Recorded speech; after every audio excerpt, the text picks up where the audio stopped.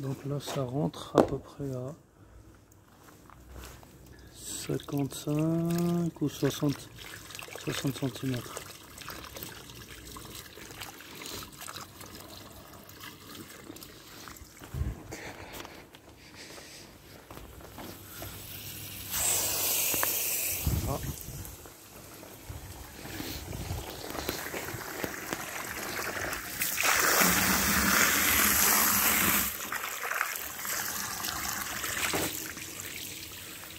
On essaie de le laisser là, on va descendre en bas pour voir si ça fuit.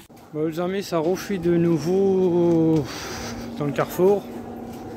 Donc, a priori, là j'arrive à un endroit, cette partie-là, là où j'avais fait les chambres froides. Donc, les colonnes, on avait changé en haut de ce côté-là. Et là, si on continue le réseau, ce côté-là, j'ai une petite fuite à cet endroit-là. Donc là pour le moment je vois il n'y a rien qui coule. Hein. J'essaie de faire le maximum et je vois rien. Il n'y a rien. En fait toute cette partie de collecteur on a déjà changé. Et cette partie là il y a une fuite à mon avis, ça devait être sur l'étanchéité. Donc là pour le moment je vois rien mais j'ai l'impression que ça va être sur l'étanchéité. Bon, dans le partie de local technique. Il est là la fonte, ça c'est la vieille fonte qui passe et il s'arrête à cet endroit là et il y a un engorgement donc ma colonne elle commence un peu plus loin mais c'est pas ici, elle commence de l'autre côté, donc ça cette partie là on n'a pas pu le changer. Donc là, on se trouve sur le parti de stockage. Alors, si on continue la ligne, vers ma côté gauche, c'est le mur de chambre froide. Donc ici, ça c'est sur cette partie-là, j'ai changé déjà la colonne. Voilà, la colonne montante, celle-là je l'ai changée. Je vois les manchons et les filasses que j'avais mis. Donc là, dans le stockage, on va essayer de sortir un petit peu. Donc la fuite elle se trouve de ce côté là et nous le local technique elle est juste en face. Alors juste à côté du local technique on a une gaine de ventilation qui passe là.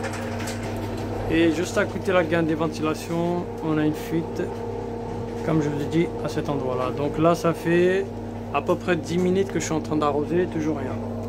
Voilà, à vrai dire pareil en face on avait changé toutes les colonnes. De ce côté à droite c'est les chambres froides et la sortie c'est le côté gauche. Donc là ici j'ai une partie de coude là où il y a vieille ciment, donc ça cette partie là on n'a pas changé. La fonte elle est pourrie, il y a deux choses. La fonte elle est pourrie, en plus de ça, là cette partie de flocage il a commencé à se sécher mais il est légèrement humide. Et là sur ce côté là il est complètement sec, mais il y a les traces d'humidité comme quoi que l'eau il a traversé par là. Donc ça c'est la première chose.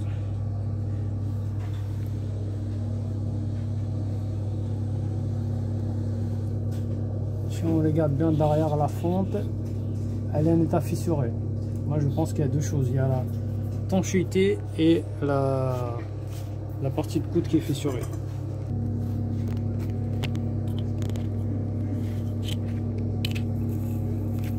Donc là les amis c'est confirmé que la fonte elle est morte.